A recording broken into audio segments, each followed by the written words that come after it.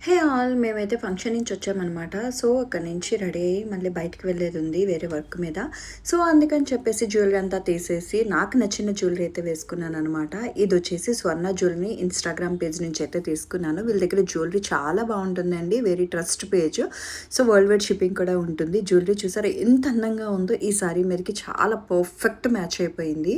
Neck పీస్‌కి తగ్గట్టుగా ear rings కూడా ఎమరాల్డ్స్ వచ్చాయనమాట. అండ్ ఓవరాల్‌గా చైన్ కూడా ఎమరాల్డ్స్‌తోని అలాగే స్టోన్స్‌తోని అంటే కాసుల పేరుతోని చాలా బావుంది.